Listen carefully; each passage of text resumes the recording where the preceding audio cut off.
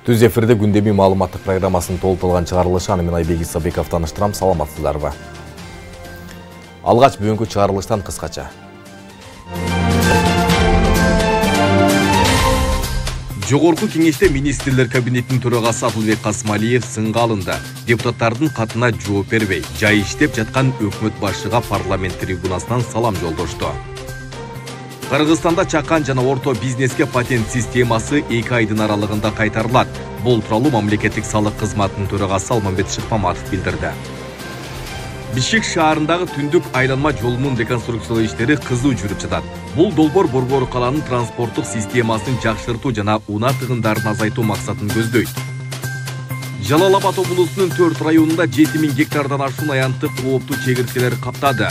Анын көбү Нуркен районунда 2200 гектар жерди зыянкештер ээлеп алды. Кара Дарыя суусунда ташкындарды алдын алуу иштери жүрүп жатат. Бул аракеттер жергиликтүүлөрдүн кооптуулугун сактай алабы?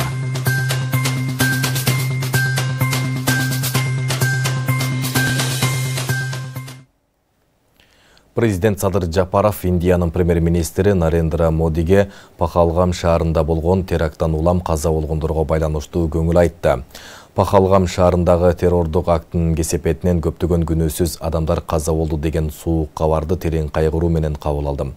Бул кылмыш эч кандай актоого жатпайт жана анын уюштуруучулары менен аткаруучулары тиешелүү жазага тартылышы керек деп эсептейбиз. Каза болгондордун үй бүлөлөрүнүн жана жакындарынын аза кайгыларын тең бөлүшүп, көңүл айтам. Жабыр тарткан жана жаракат алган адамдардын тез арада сакайып кетишин каалайм деп билдирген өлкө башчы көңүл айтуу телеграммында. Кече 22 апрелде Индиянын туристтик шаары Пахалгамда теракт болуп, кеминде 26 адам каза болду. Президент Садыр Жапаров бүгүн Чолпон Ата шаарында Түркмөнстандын халык маслахатынын төрагасы Гурбангулы Бердимухамедов менен сүйлөшүүлөрдү өткөрдү. Тараптар эки жактуу кызматташуунун кеңири чөйрөсүн, анын ичинде соода-экономикалык кызматташтыкты, маданий-гуманитардык байланыштарды жана аймактык демилгелерди талкуулашты. Садыр Жапаров ошондой эле Кыргызстандын Россия, Венгрия, Өзбекистан жана Азербайжан менен эки тараптуу өнүктүрүү фонддорун түзүү тажрыйбасына ылайык Кыргыз-Түркмөн өнүктүрүү фондун түзүү долбоорун ишке ашыруунун маанилүүлүгүн белгиледи. Өз кезегинде Түркмөнстандын халык маслахатынын төрагасы Гурбангулы Бердимухамедов мамлекет башчысына жылуу кабыл алгандыгы үчүн ыраазычылык билдирип, эки өлкөнүн ортосундагы терең жана көп жактуу кызматташууга даяр экенин билдирди. Уважаемый Гурбангулы Меликулиевич, я с теплотой вспоминаю нашу встречу в рамках моего участия в работе Международного форума, посвященного 300-летию со дня рождения гения туркменской литературы и великого мыслителя Махтумкули Фраги в 2024 году. Пользуясь случаем, прошу передать мои слова приветствия и самые добрые пожелания уважаемому Сердару Гурбангулиевичу. Благодарю, уважаемый Садыр Нургазаевич. Я тоже хотел бы прежде всего передать приветствие от его происходительства Сердара Гурбангулиевича, который пожелал все наилучшие свои пожелания, успехов всему кыргызскому, нашему братскому народу, ну и всех благ. У нас очень хорошо складывается, я бы даже сказал, по восходящей линии вопросы аспекта нашего двустороннего сотрудничества. Түркмөнстандын халык маслахатынын төрагасы Гурбангулы Бердимухамедов форматына Ысык-Көл районунун Бакты Долоноту айылындагы ипподромдо Кыргыздын улуттук ат оюндары, жорго салыш жана көк бөрү тартууланды. Ипподромдун кире беришинде кадырлуу конокторду төкмө акындар тосуп алышты. Андан соң делегация Кыргыз айылы этнокомплекси менен таанышып чыкты. Мында кыргыз элинин салттуу жашоосунун элементтери, боз үйлөр, элдик кол өнөрчүлүк, улуттук тамак аш жана кийимдери көрсөтүлдү. Ошондой эле ипподромдо жорго салыш жана көк бөрү мелдештери өткөрүлдү. Меймандарга салбурун салттуу мергенчилик өнөрүнүн алкагында алгыр куштар жана тайгандар менен аңчылыктын элементтери тааныштырылды. Маданий программанын соңунда президент Садыр Жапаров ардактуу конокту Ысык-Көл эл аралык аэропортуна узатты. Министрлер кабинетinin төрағасы Адылбек Касымалиев менен Ислам өнүктүрүү банкынын президенти доктор Мохаммед бин Сулейман Аль Джассер жолугушду. Сүйлөшүүлөрдүн негизги темасы өнүгүүнүн артыкчылыктуу багыттары, энергетика жана калкты таза суу менен камсыздоо боюнча өнөктөштүктү кеңейтүү болду. Кыргызстандын энергетикалык көз карандысыздыгынын жана Борбор Азиядагы суу энергетикалык балансты турукташтыруунун негизги элементтери катары Камбарата бир ГЭСти куруу долбооруна өзгөчө көңүл бурулду. Доктор Аль Джассер өз кезегинде Кыргызстан менен кызматташууну мындан ары тереңдетүүгө даяр экенин ырастап, калктын жашоо деңгээлин жогорулатууга, энергетикалык коопсуздукту жана өлкөнүн туруктуу өнүгүүсүнө багытталган долбоорлордун маанилүүлүгүн белгиледи. Ал ошондой эле Кыргызстандын мамлекеттик органдарынын жана Ислам өнүктүрүү банкынын өкүлдөрүнөн биргелешкен техникалык топторду түзүүнү сунуштады. Кыргызстанда курулушу бүтпөй турган турак жайларды карапайым калкка алдап саткан компаниялардын ишмердүүлүгү бүгүн жогорку кеңеште кайрадан көтөрүлдү. Депутаттар андай шылуун курулуш компанияларга сырткы башкаруу киргизүү керектигин өкмөткө сунуштады. Андан сырткары эл өкүлдөрү министрлер кабинетинин төрагасы Адылбек Касымалиевдин ишин сынга алды. Аны улай парламенттин бүгүнкү жыйынында аймактардагы бир катар социалдык көйгөйлөр көтөрүлдү. Парламенттин жыйынынан кабарчыбыз кенен айтып берсин. Кыргызстанда карапайым калктын каражатын алып, курулушун аягына чейин бүткөрбөй жүргөн компанияларга каршы арыздаттануулар дагы деле токтой элек. Бул тууралуу бүгүн жогорку кеңештин жыйынында депутат Дастан Бекешев тарабынан көтөрүлдү. Эл өкүлү андай айрым курулуш компаниялар элдин каражатын алып коюп, үйүн бүтүрө албай жетекчилери качып жүрсө, кээ бирлери камалып кеткенин мисал келтирип, мындай шылуун курулуш компанияларга сырткы башкаруу киргизсек деген сунушун өкмөткө берди. Шылуун курулуш компанияларга ушундай тышкы башкарууну киргизсек, себеби алар жарандарды алдап, мына каражатты алып алышып, же курулушту бүтө албай, өзүлөр кээ бир качып жүрүшөт, а кээ бир даже камалып жатышат. Мына ошол эле KG Group'ту алсак, ошол жерге тышкы башкарууну киргизүү боюнча мен сунуштайт элем. Урматтуу Алмаз Акунжан, себеби бул маселе чечилбейт экен. Башка курулуш компанияларга дагы ушундай киргизсек, менимче туура эле болот да. Алар дагы ошону билсин. Алар кыла албаса, тышкы башкаруу кирет, и керек болсо биз аларды жоопко тартайлы. Ал эми депутат Балбак Түлөбаев министрлер кабинетинин төрагасы Адылбек Касымалиевдин ишин сынга алды. Эл өкүлүнүн жазган каттарына жооп бербей жатканын айтып, парламенттен саламдубай жолдоду. А дейбизби, бу дейбизби, Акылбек Үсөнбекович тың болчу. Депутаттардын катына бат-баттан жооп берип турчу. Азыркы премьер-министрге жетип, көлдө айланып келгиче, канча өттү, дагы эле бир кат жаздык эле жооп жок да, Алмазбек Акунжанович. Менден салам айтып коесузбу, пожалуйста. Ушу биз депутаттын берген катына бир жооп берип койсо жакшы болот эле. Ратификациядан зыңкылдатып эле өткөрүп берип өтөбүз го, миллиондогон долларларды. Келгенде жалдырап келесиңер, көзүңөрдү жалдыратып. Өткөрпөйүп койгулачы, антип койгулачы, минтип койгулачы деп. Мына жетегиздин жомбулагайлы. Ошондой эле вопрос Тоңгурайын Баканбаев айылында, Каржы сайда, Кызыл сууда берген суулар, берген акчанын баарын ирети менен бат-баттан бүтүрбөйсүңөрбү? Осмонкул акындын бир жакшы ыры бар да. Кашаң ат минип жол жүрсөң, камчылантып карытат деген сөзү бар да. Ушул кашаң аттай эле болду. Бул бүгүнкү күнү Кабмин барбы, жокпу? Эми бизге ал маанилүү эмес, ишти кылса болду, катыбызга жооп берип элдин маселесин чечсе болду. Эми айылына чейин вертолеттордо барып жүрүп атат. Ал биз агайым кызыкчылыгы жок, ишти кылса мага десе, тиги самолетто барсын үйүнө. Өз кезегинде депутат Камила Талиева чек аранын такталганы үчүн УКМКнын төрагасы Камчыбек Ташиевке ыраазычылык билдирип, ага жергиликтүү аксакалдар жолдогон рахматын айтты. Учурда кыргыз-тажик чек арасына зымтор тартылып баштаганын, тиешелүү иштер өткөн аптада башталганын кошумчалады. Андан сырткары Баткен мамлекеттик университетиндеги жемкорлук боюнча чара көрүлбөгөнүнө нааразычылыгын билдирди. Кылмыш иши ачылганына карабай, ректор кызматын улантып жатканына токтолду. Студенттерден төлөнгөн, контрактный эсебинен төлөнгөн 15 миллионго чукул акчаны Батму, бул тиги Баткен мамлекеттик университети. Студенттер төлөгөн акчаны, контракттын акчасын кымырып алуу иши. Андан сырткары 3 миллионго жакын чукул чартаңбай тепкенге, командировкаларга кетирген. Муну ким чартаңбай тепет? Жетекчилик, ректор. Жалпысы 18 миллионго жакын акча ушул Батмудан ушундай тиги муну Минфиндин эле ички аудити таап чыккан да муну. Бул эме ички эле окат. Баткендин элинин ушул тишинин кирин соруп контракттын эсебин төлөп аткан жерде бул 18 миллиондой акчаны жеп койгонго ошол университеттин жетекчисинин кандай акысы бар? 18 миллион эмес, 18 сомду жегенге акысы жок. Ошондой ректорду бир күн койбой жумуштан алышыңар керек эле да. Депутат Таалайбек Сарыбашев болсо аймактарга каттаган таксисттердин көйгөйүн көтөрдү. Аны улай экология маселесин айтып, тездик менен ээрип жаткан мөңгүлөрдүн абалына токтолуп, айрымдары жок болуп бара жатканын билдирди. Биздин мөңгүлөр тууралуу Бириккен Улуттар уюмунда дагы маселе көтөрүлдү да. Мөңгүлөрүбүз мына бүгүнкү күндө тездик менен ээрип, айрымдары жок болуп кеткен коркунучтар болуп атат да.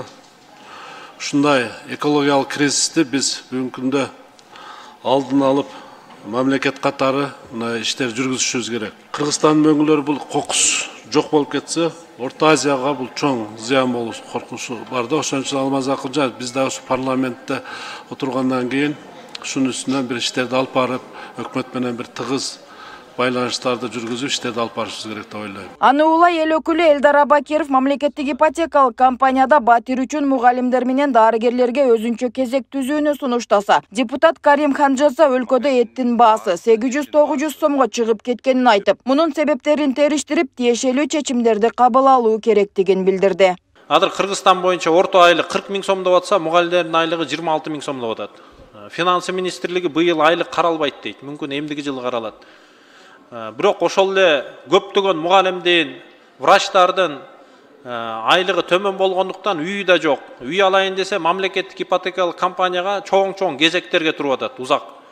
Булардан сураныш келип атат мага. Бизди мындай бир өзүнчө кезек болсо мугалим менен врачтарга, же балким бир кезексиз болсо деп, ошол Алмаз Акылжанович мамлекеттик ипотекалык компанияга биз сунуш беребиз. Магазиндин баасы, эттин баасы сөөк менен 780 сомго чыгып кетти да уже. Анан 800 сом, 900 сом бул эмне деген баа менден суранды да, ошол маселе көтөрүп коюп, албетте айтып коюңузчу жыйында деп суранганда менденчи. Ошону маселени бир сыра карап коюңузчу, суранат элем. Эмне себептен мынча көтөрүп кетти эттин баасы, эмне кылса болот, АВР анализ кылып, эмне менен тиешүү бар экен, ошону карап койсок жакшы болмок келе. Негизинен депутаттар бүгүнкү жалпы жыйындын ар кандай маселелер саат үчүн бөлүнгөн убакытта бир катар социалдык инфраструктуралык көйгөйлөрдү көтөрүштү. Андан соң мыйзам долбоорлорун карашты. Анда соттолгон адамдарды өткөрүп берүү жөнүндө келишимди ратификациялоо тууралуу мыйзам долбоору каралып, 3 окууда кабыл алынды. Аны улай жарандарды медициналык камсыздандыруу жөнүндө мыйзамга өзгөртүүлөрдү киргизүү тууралуу долбоорун 1-окууда карап жактырылды. Нурзат Көчүмкулова, Майрамбек Абдибилал уулу, регион, Бишкек. Кыргызстанда полиэтилен баштыктарын импорттоого убактылуу тыюу салуу пландалууда. Экономика жана коммерция министрлиги токтом долбоорду коомдук талкууга койду. Документке ылайык мындай аракет экологияга зыяндын кесепетин азайтып, ата мекендик өндүрүүчүлөрдүн ишмердүүлүгүнө көмөк боло алат. Мындай баштыктар бир нече мүнөткө гана керектелгени менен анын жок болушу жүздөгөн жылдарга созулат. Бул абал табигый экосистеманы бозоп, таштандылар жер аянттарын ээлейт. Желим баштыктардын ордуна кагаз, картон, жыгач, айнек, темир жана кездемелерди колдонсо болот деп айтылат маалыматта. Кыргызстанда ЭТТ, ККМ, СФ жоюлуп, патентке өткөн соодагерлер ашыкча бюрократиялык процедуралардан арылат. Бул тууралуу мамлекеттик салык кызматынын төрагасы Алмамбет Шыкмаматов билдирди. Өлкө башчысынын жарлыгына ылайык салыкка кайра патент системасы киргизилет. Анын негизинде ишкерлерге бир топ жеңилдиктер берилет. Шыкмаматов таластагы соодагерлерге жолугуп, салыктык өзгөртүүлөр боюнча түшүндүрдү. Сатуучулар ККМ аппараттарына салыштырмалуу патент системасы ыңгайлуу болоорун билдирип, жаңы өзгөртүүнү кубатташты. Кененирээк кийинки материалда. ККМде зарядка сайып болгонбуз. Мына көрдүңүзбү? Региондорго жараша патент азыраак болот. Сразу эле таза оюнду баштайлы деп атабыз. Салык кызматынын төрагасы Алмамбет Шыкмаматов Таластагы базарларды кыдырып чыкты. Анда көпчүлүк соодагерлердин ККМ аппараттарды формалдуулук үчүн гана пайдаланып келгени билинди. Шыкмаматов соодагерлерге түшүндүрүү иштерин жүргүзүп, салыкка кайрадан патент системасы киргизиле турганын маалымдады. Последний раз качан алдыңыз? Чын айтыңыз. Мына биякта чоңгуз чын эле айтты. 3 күн мурун уккан. 3 күн мурун болуп калды ооба. Сиз деле 3 күн мурун урдуңуз, көрдүңүзбү? Ошондуктан биз жана ККМде не үчүн кереги жок деп атабыз. Анткени адамдардын баардыгы ККМде для галочки эле бир күндө 1, 3 күндө 1, анан 2000 сомго, 3000 сомго уруп коюп атат. Пенсионерлер дагы ушул эме жөнүндөчү база албайбыз ККМ аппаратын ушул жерде отурган кошуналарыбыз. Ой, пенсионер эмес, мен экөөбүз база албайбыз. ККМ урасызбы? Ооба. Только мына чын айтыңыз. Ооба. Алып келиңиз. ККМди бүгүн биз эс алдын жаңы келдик. Бүгүн чыктык базарга, ККМди зарядка сайып койгонбуз. Мына көрдүңүзбү? Биз патентке забыз. Бир да адамды көргөн жокпуз, чыкылдатып ар бир самынга ККМ урган. Сиз мисалы үчүн моуну сатсаңыз ККМ урушуңуз керек, туурабы? Муну сатсаңыз да ККМ урушуңуз керек. Бу жерде көбү бир күндө эле кечинде койкой бир ККМ уруп коеюн, текшерип калбасын деп туруп 1000 сом уруп коет экен. Мына көрдүңүзбү, эл кыйналганын монтип ККМ чекти, жаңы эле урдум чектеп туруп даярдап турган. Ачы соосун караңыз. Козрен. Алардыкта эң сонтон Тек апрелдин 10-ында урганда. Ошон үчүн биз силердин сунуштарыңарды эске алып, силер минтип убара болуп, апрелдин 10-ында бир чек туруп коюп, салык инспекциясы келип калса, моуну көрсөтө коеюн деп турасыз. Эми баары эле ошентип атат. Биз муну туура эле түшүнүп атабыз. Кааласаңыз чек ККМде болосуз. ККМ уруп оборотду 8ге чейин көрсөтсөңүз 0 төлөйсүз. Эгерде жок деп кааласаңыз, патент көрсөтөсүз. Анда момундай машакат болбойт. Эгерде бул машакат деп эсептесеңиз, бул бузулат экен, заряд кылыш керек экен. Патентке эле өтөсүз го. Ошо жакшы экен? Патент эле оң болот. Патент эле туура болобу? Патент эле оң болот. Анан Талас региону мисалы үчүн региондорго жараша патент азыраак болот. Бишкек, Ош кичине кымбатыраак, а региондор кичине арзаныраак. Анткени силерде баягы затрата транспортный расходторго кетет. Талас облусуна болгон иш сапарынын алкагында Шыкмаматов аймактын тургундары жана ишкерлери менен жолукту. Анда президент салык системасын жеңилдетүү тууралуу жарлыктарга кол койгонун, өкмөт эми мыйзам долбоорун даярдап парламентке алып келе турганын айтты. Анын өзүнүн мыйзам чыгаруунун эрежелери бар да. Ага определенный бир убакыт керек, анан парламентке барып, парламенттен 3 окуудан өткөрүп, анан кайра президентибиз кол койгондон кийин ошол эреже иштейт. Ошондуктан кээ бирлерибиз мына патент десе, эртеси күнү келип алат турбайбы салыкка. Кана менин патентим депчи. Ошондуктан ал тапшырма, ал мыйзам токулуп, парламент кабыл алып, президентибиз кол койгондон иштейт. Бирок көрүнгөн тоонун алысы жок дегенде указ чыккандан кийин ал сөзсүз түрдө ишке ашат да. То есть маселе чечилди деп түшүнө берсеңер болот. Өлкө башчысы Садыр Жапаров салык системасын жөнөкөйлөтүп, көмүскө экономиканы азайтып, жана ишкерлерге шарт түзүү максатында жаңы жарлыкка кол койгон. Анын негизинде салык тармагында бир катар өзгөртүүлөр болот. Тактап айтканда патенттик система кайра киргизилет. Указдын негизинде биз азыр жогорку кеңешке мыйзам даярдап киргизебиз. Президентибиздин тапшырмасы негизинде ал патент системасын кайра киргизүү. Жана соодага. Бул не деген сөз? Бул мурункудай патент эмес. Көп айтып атпайбы азыр мурункудай патент. Андай эмес, азыр электрондук патент болот. Бул жана цифровой форматта мурункудай коррупциогендик көрүнүшкө жол бербейт. Экинчиден, кирешеси көп, кирешеси көбүрөөк патент төлөйт, азыраак төлөйт. Шыкмаматовдун айтымында ЭТТН ККМ СФ жоюлуп, патентке өткөн соодагерлер ашыкча бюрократиялык процедуралардан арылат. Жарлыктын негизинде ишкерлерге жана зергерлерге өзгөчө жеңилдиктер берилип, соода кылгандар салыкты кирешесине жараша төлөй алат. Ставка порог деп коет. Бул 30 миллион порог баланча төлөйт, анан 50 миллион баланча төлөйт, 100 миллиондон аса баланча деген бар болчу. Азыр биз баардыгын бириктирип эле жөнөкөйлөштүрүп 50 миллионго чейин 0,5% төлөйт.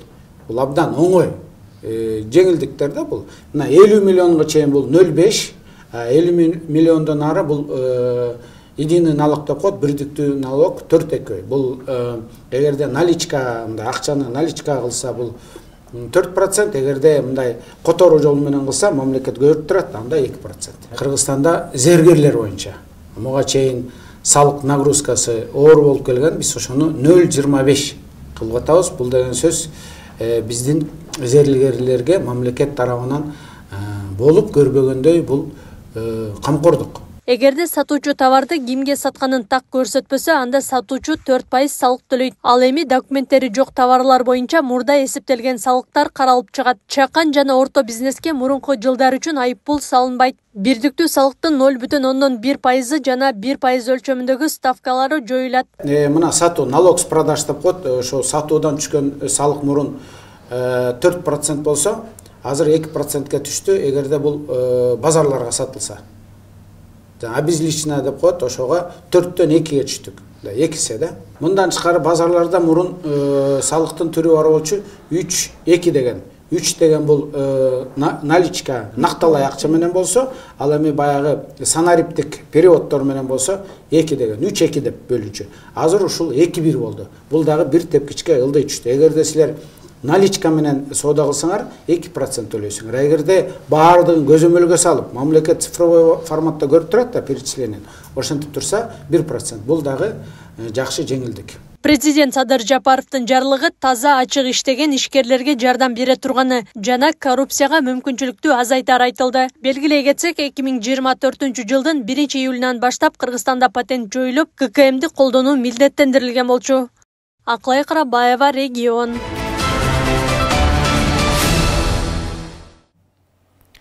Бишкек шаарынын түндүк айланма жолун реконструкциялоо иштери кызууланууда. Бул долбоордун алкагында 2025 жылы 15 чакырым жолго асфальт төшөө, 2 деңгээлдүү жол түйүндөрүн куруу жана жөө адамдар үчүн өтмөктөрдү орнотуу пландалууда. Курулуш иштери Кытай компаниясы тарабынан жүргүзүлүп, толугу менен мамлекеттин эсебинен каржыланат. Ошондой эле бул курулуштун башталышы менен аймакта жол тыгындары орун алып, ага нааразы болгон айдоочулар көп. Ал эми транспорт министрлиги жана кайгул кызматтын адистери жолдогу коопсуздукту камсыздап, айдоочуларга түшүндүрүү иштерин улантышууда.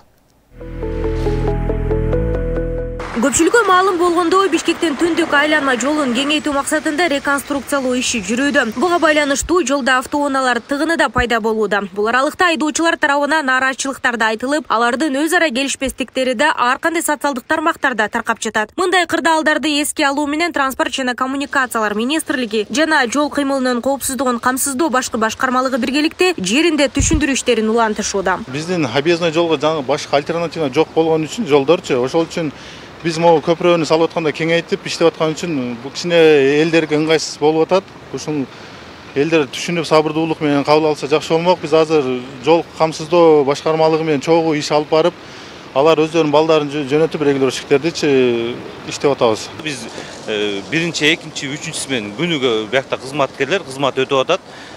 Ошол дем алыш күндөрү күчөтүлгөн тартиптеги биякта ошо кызмат өтүп атабыз, чтоб жол тыгындарын болтурбоо максатында. Анан ушул эле айдоочуларга, Чүй областынын тургундарына, меймандарга суранып кетет элек. Ушул азыр жол оңдолуп болуп аткан убакта, чтоб түшүнүү менен кабыл алып, анан жанагынтип жол тыгындары жаралганда карама-каршы тилкеге чыкпай, анан ошол карама-каршы тилкеден оң жактан обочина менен обгонго чыгышып, чаңытып, бир ошо өздөрүнө эле мындай тоскоолдук жаратпашта суранат элек.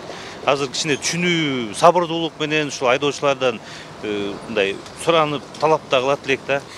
Бишкектин четиндеги түндүк айланма жолунун реконструкциялоо иштери бүгүнкү күндө кызууланууда. Өзүңүздөргө маалым болгондой эле, бул долбоор ушул жылдын башында башталган. Ал эми жолдун жалпы узундугу 34 чакырымды түзөрү айтылган.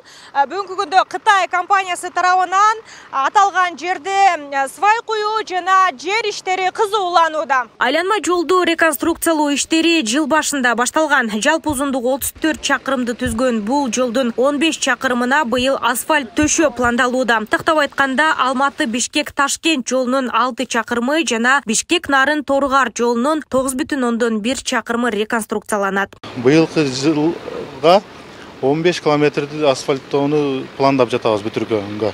Ушул долбоордун негизинде чоң кесилиштерде 2 деңгээлдүү развязкалар каралган. Быйылкы пландалган 15 километрдин участоктун ичинде 4 жерде ушундай 2 деңгээлдүү келишиштер каралган. Долбоордун алкагында 2 деңгээлдүү 12 жол түйүнү курулуп, жөө адамдар үчүн жер алдынан өтмөктөр жана 7 көпүрө орнотулат. Жолдун ар бир тарабы 3-төн 6 тилкеге кеңейип, ортосу атайын тосмолор менен бөлүнөт. Мындан тышкары жол жээгин жарыктандыруу жана коопсуздук чаралары каралган. Азыркы убакытта биринчи жол көпүрөдө жумуш жүргүзүлүп жатат.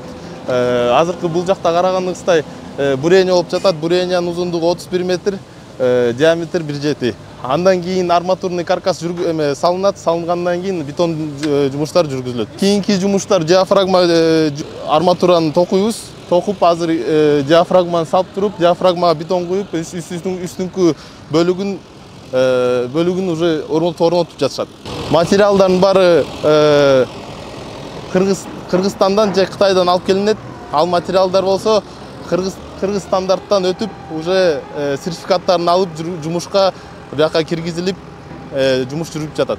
Биз өзгөчө сапатка көңүл буруп атабыз. Долбоордун негизинде азыр бизде 2 лаборатория иштеп атат. Ар бир этапты, бир слой бүткөндө ошону кабыл алып, лабораторный тест, анан кийинки слойго уруксат берилет. Белгилей кетсек, курулуш иштерин Кытайдын компаниясы жүргүзүп жатат. Долбоор 2 жылдык мөөнөткө пландалган жана толугу менен мамлекеттин эсебинен каржыланат. Бул реконструкциялоо иштери борбор каланын транспорттук системасын жакшыртып, унаа тыгындарын азайтуу менен шаардыктар үчүн ыңгайлуу шарттарды түзөт деген үмүт бар. Нурзада Сыдыкова, Майрамбек Абдибилал уулу, регион Бишкек. Жол кыймылынын коопсуздугун камсыздоо башкы башкармалыгында туруктуу коррупциялык схемалар аныкталып бөгөт коюлду. Атайын кызматтын маалыматына караганда тийиштүү мекеменин жол көзөмөлү бөлүмүнүн инспекторлору жеке жана юридикалык жактардын транспорттук каражаттарына жарнамалык плакаттарды чаптоого уруксат берүүчү документтерди берүүдө жемкорлук схемасын уюштурушкан. Акысыз берилүүчү уруксат кагаздарына жооптуу адамдар ар кандай тоскоолдуктарды жаратып, уруксат берүү мөөнөтүн создуктуруп, жарандарды акча берүүгө мажбурлашкан. Бул коррупциялык схеманын уюштуруучусу аныкталып, кармалып, убактылуу кармоочу жайга киргизилди. Нарын облусунун Жумгал районунда психикалык жактан оорлуу катары каттоодо турган 3 жаранга айдоочулук күбөлүктөр берилген. Бул тууралуу башкы прокуратура билдирди. Маалыматта айтылгандай, атылган райондун жалпы дарыгерлер практикалык борборунун жооптуу кызмат адамдары каттоодо турган атылган 3 жаранга психикалык жактан оорубайт деген медициналык корутундуларды беришкени аныкталган. Мындан улам транспорт каражаттарын жана айдоочулук курамды каттоо агенттигинин Жумгал сектору тарабынан атылган жарандарга БС категориясындагы айдоочулук күбөлүктөр берилген. Атылган факты боюнча кылмыш жаза кодексинин 337-беренесинин 2-бөлүгү кызмат абалынан кыянаттык менен пайдалануу менен кылмыш иши козголгон. Учурда тергөө жүрүп жатат. Чүйдүн Жайыл районунда ГАЗ 53 үлгүсүндөгү сүт ташыган автоунаанын газ баллону жарылып, 35 жаштагы айдоочусу каза болду. Бул тууралуу Чүй милициясы билдирди. Окуя 22 апрелде саат 5:30да Бишкек-Ош трассасынын 64-чакырымында болгон. Алдын ала маалыматка караганда транспортко май коюучу жайдан метан коюлгандан кийин жарылып кеткен. Жеринде ыкчам тергөө иштери жүрүп жатат. Экспертизалар дайындалды деп айтылат маалыматта. Май коюучу жай ишин убактылуу токтотту. Уют жана Уют плюс мейманкана комплекстери мамлекетке кайтарылды. Атайын кызмат тарабынан тергелип жаткан кылмыш ишин алкагында мейманканага ээлик кылган жарандын расмий киреше булактары жоктугу аныкталып, бирок ошол эле учурда Ысык Көл облусунун Чолпон Ата шаарынын борборундагы кымбат баалуу 3 кабаттуу коммерциялык жайды Уют жана Уют плюс мейманкана комплекстерин мыйзамдаштырып алганы аныкталды. Атылган адам буга чейин маркум Кыримтөбөл Камчы Асанбектин жакын шериги болгон жана анын кылмыш жолу менен табылган каражаттарын легалдаштырууга катышып жүргөн. Жүргүзүлгөн иликтөө иш-чараларынын натыйжасында комплекстин ээси жогоруда аталган мүлктү Чолпон Ата шаардык мэриясынын балансына өткөрүп берди. Жалал-Абадта зыянкеш чегирткелерди жок кылуу аракеттери көрүлүүдө. Облуста 9000 гектар аянта чегирткелерди аныктоо боюнча адистер тарабынан изилдөө иштери жүргүзүлүп, 7000 гектарда алардын таркалганы байкалган. Алгаш жайыт жерлерде пайда болгон бул зыянкештер жер кыртышынан көтөрүлгөн өсүмдүктөрдү жеп, талкалап андан соң жер которууга ылайыкташкан. Жаңыдан пайда болгон учурунда алдын албаса айдоо талааларына төшөп, дыйканчылыкка терс кедергисин тийгизет. чегирткенин личинкаларынын чыгышы боюнча эң көп Нокен районунда аныкталган. Толугураак кийинки сюжетте сөз болот. 21 апрель Салават областынын Нокен району Бүргөндү Достук айыл аймагы чегирткелерге изилдөө жумуштарын жүргүзүүдөбүз. Жалал-Абад облусунун 4 районунда 7000 гектардан ашуун аянтты кооптуу чегирткелер каптады. Адистердин айтымында өткөн жылы облус боюнча 29000 гектар жайытты чегиртке каптаган. Былтыр өз убагында дарылаганга байланыштуу өткөн жылга салыштырмалуу зыянкечтердин каптоо аянты азайган. Буга алдын ала бизде атайын штабтын курамы түзүлүп, буйрук чыгып, райондук администрацияларга толугу менен тапшырмалар жеткирилип, иш-чаралар планы түзүлгөн. Учурда бизде 7 техника иштеп жатат. Химиялык иштер жүргүзүлүп жатканына байланыштуу азыркы күндө жалпы кыскарууга жетишип атабыз. Негизинен алганда химиялык дары-дармек жетиштүү, техника бүгүнкү күнгө жетиштүү, өсүмдүктөрдүн техникалык культураларга тийбес үчүн иштер жүргүзүлүүдө. Жалал-Абад облустук өсүмдүктөрдү химиялаштыруу, коргоо жана карантин башкармалыгынын адистери жайыттарды чегирткелерден тазалоо жумуштарын жүргүзүп келет. Облустагы 9000 гектар жерди изилдеп чыгышканын, анын 7000 гектардан ашуунунда Марокко жана Италия чегирткеси табылган. Облус боюнча жалпы жакынкы жайыттарга 9600 гектар жер аныкталып, изилденип, мындан 7000 гектар жер зыяндуу чегиртке чыккандыгы аныкталган. Бүгүнкү күндө 4500 гектар жер облус боюнча толугу менен химиялык иш-чаралар өткөрүлдү. Өткөн жылы Сузак районунда Кара Дарыя айыл өкмөтүндө чыккан, быйыл изилдөө иштерин жүргүзгөн учурда ал жерден чыкпай башка жер которушкан. Бирок буларды айтып кетиш керек. Зыяндуу чегирткелердин өзүнүн ушул 4 райондо өзүнүн очоктору бар, тарыхый очоктору бар. Бүгүнкү күндө Сузак районунда былтыркы химиялык иштерге караганда жакшы болгондуктан азыраак чыгып жатат. Учурда зыянкечтерге каршы каражаттар өлкө боюнча себелеп жатат. Бул тууралуу тийиштүү мекеменин жетекчисинин орун басары Алмаз Алакунов биринчи радиого курган маегинде айтты. Алакуновдун билдиришинче чегиртке 8-10 жылда бир жапырт каптап турат. Быйыл чегиртке 133 000 гектар жерди капташы мүмкүн экени болжолдонууда. Бул зыянкеч ар бир 8-10 жылдын 12 жылга чейин ушундай тынч болуп, мындай көп чыкпайт дагы. Андан кийин кайра бир ушул волна болуп турат да, толкун болуп, ар бир 8-12 жыл сайын ушундай өзүнүн массалык чыгууларын көрсөтүп турат да. Былтырдан баштап ошол массалык чыгуулар башталды да. Былтыр биз 113 000 гектар жерде химиялык күрөшүү чараларын көргөнбүз ушу зыянкеч чегирткеге каршы. Андан быйыл болсо 133 000 гектар жерде чыгат деп биз болжолдоп атабыз. Марокко жана Италия чегирткеси башка түрлөрүнөн айырмаланып, өтө чоң аянтты каптайт жана айыл чарбасына олуттуу зыян келтирет. Мындай чегиртке бир күндө 100 чакырым аралыкты учуу өтүүгө жөндөмдү. Аталган зыянкечтердин түрлөрү төлчүл келип, бир ургачы чегиртке 40-80 жумуртка таштайт дейт адистер. Бизде Кыргызстанда 50ден ашык түрү бар чегирткенинчи. Ошонун ичинен экөө гана эң коркунучтуу деп эсептелет да. Экөө бул Марокко чегирткеси жана Италия чегирткеси. Италия чегирткеси Италиядан учуп келген эмес, же Марокко чегирткеси Мароккодон учуп келбейт. Булар ошол биздин эле ушул мындай айтканда жергиликтүү эле чегирткелер. Бирок ошол коркунучтуулугу ушулар булар өтө сугалак да булар. Өтө сугалак жана өтө төлчүл. Личинка кези бир ай созулат. Чыктыбы? Чыгып бир ай ошол аябай көктү көрсө, ошол көктүн баарын жейт. Булар жайытпы же айыл чарба эгиндериби, булар тандабайт. Булар тандабай жеген, ылгабай жеген зыянкеч болуп саналат. Өсүмдүктү көрсө эле жей. Өсүмдүктү жашылды көрсө эле жей берет. Белгилей кетсек, өткөн 2024 жылы өлкө боюнча 113 000 гектар жерди чегиртке каптаганы аныкталган. Өлкө аймагында чегиртке эң көп каптаган учур 1980 жылы катталган. Анда зыянкеч 570 000 гектар жерди мойсогон. 1989 жылы 160 000 гектар, 2008 жылы 157 000 гектар жана 2018 жылы 146 000 гектар жерди каптаган. Айбек Исабеков, Шырзат Эгембердиев, регион. Кара Дарыя дарыясында суунун деңгээли көтөрүлүп жатат. Жаанга жана Кемпир абадтан суу кою берилгенине байланыштуу учурда суу 200 кубка чыккан. Анын кесепетинен суу жээктери жээлип, жакын жайгашкан калктуу пункттарга коркунуч жаратууда. Ал эми өзгөчө кырдаалдар министрлиги суунун нугун буруп, кооптулук жараткан жээктерди бекемдөө ишин улантышууда. Карадарияда суунун нугу көтөрүлүүдө. Жаандын көп жашынан жана Кемпир-Абадтан суу ачылгандыгына байланыштуу учурда суунун нугу 200 кубка жетип турат. Анын кесепетинен өзгөчө кырдаалдар министрлиги тарабынан даярдалган жээкти 200 метрге чейин жеп кетүү коркунучу жаралган.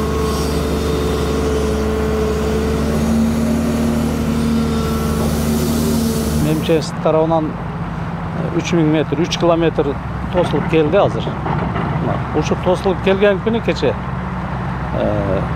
берди бүтүп атканда уже бияктан жаан чачын болуп суу көбөйүп келди, тоонун көгөр суусу. Ошонун себебинен Кемпир-Абадтан дагы ачылды суу, көбөйүп суу кайра му жерди жей баштады. Түн жарымга чейин ушул МЧСтин техникалары менен тостук, кептеп тосуп калдык. Бирок ылдый жагынан 200 метр ылдый жагдан баары бияка тешип өтүп кетти да суу.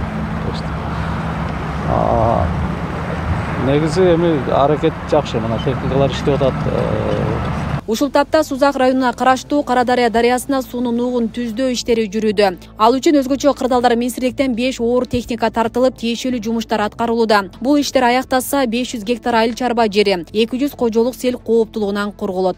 Өзгөчө кырдаалдар министрлиги тарабынан казылган нукта бүгүнкү 200 болжол менен где-то 200 метр суу жеп кетүү коркунучу жаралган.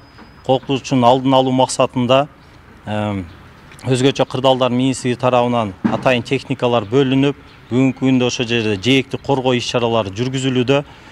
Ал жерде атайын буга чейин пахта заводунун бетон сындыктарын жерлерине ташып, өзгөчө кырдаалдар министрлиги тарабынан тосуу иш-чаралары, ошондой эле жергиликтүү бийлик тарабынан күйүүчү май бөлүнүп берилүүдө.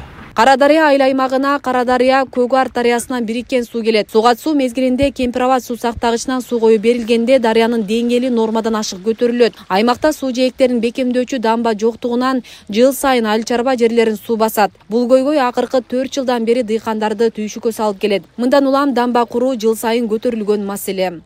Ошо 2000-жылдардан бери алып кетип, 2008, 2012, 2022 жылдар көп болуп, биз только шаллар алып кетип, дыйканчыларга зыяны көп кетип атат да.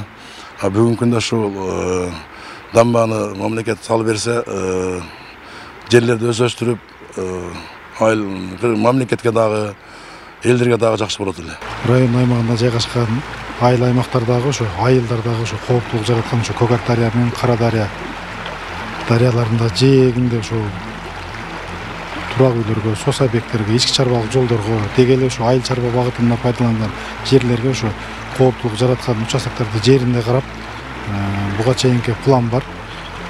Өзгөчө кырдаалдар министрлигинин ошо Жалал Абад облусу боюнча 25-жылга 41 объект пландалган бүгүнкү күндө. Бул Карадариянын ошол эл жашаган аймактарында бүгүнкү күндө ошо буга чейинки болгон ошо сел кырсыктарынан болгон селдерден ошо кооптулук жараткан аймактарды ошо жанагындай этап деп коет. Ошол бүгүнкү күндө жанагындай ошо этап менен ошо коргоочу ошо курулмаларды куруп, атайын ошо дамбаларды, андан сырткары ошо алдын алуу ошо иш план негизинде атайын ошо дарыянын ошо аккан суунун нуктарын оңдоо менен иш жүргүзүлүп атат да. Жалпысынан 2025-жылга атайын алдын алуу жана кесепеттерди жою ишмерчемине 42 объект бекитилген. Анын 14 объектисинде иш алып барылып, 8-inde жумуш бүткөн. Жыйынтыгында 1900-гө жакын туракча, 3 көпүрө, ондогон социалдык объектилер корголот. Асия Сыдыкова, Шерзат Эгембердиев, Регион телеканалы. 28-30 апрель күндөрү Бишкек Нарын Торугарт Уна жолунун 131-чакырымында Боом Капчыгайынын аймагында кооптуу таштарды түшүрүү иштери жүргүзүлөт. Бул тууралуу Кыргыз темир жолу ишканасы билдирди. Таш түшүрүү күндүзү саат 9:00-дөн 15:00-гө чейин жүргүзүлүп, жол уналар үчүн жарым-жартылай жабылат. Жол тазаланган учурда уналар бир тилке менен өткөрүлөт. Атылган ишкана айдоочулардан сапарды алдын ала пландап коюуну суранды. Регион телеканалының күндеми маалыматтық программасын социалдық тармақтардан күзетіп барыңыздар. Ал үшін Регион телеканалының Facebook, Telegram жана YouTube каналдарына катталып, акыркы жаңылыктардан кабардар болуп туруңуздар. Бүгүнкү чыгарылышты мына ушул жаңылыктар толтурат. Ар дайым жакшы жаңылык уктуңуздар. Түз эфирде мен Айбек Исабеков болдум. Кечиңиздер көңүлдүү улансын, саламатта туруңуздар.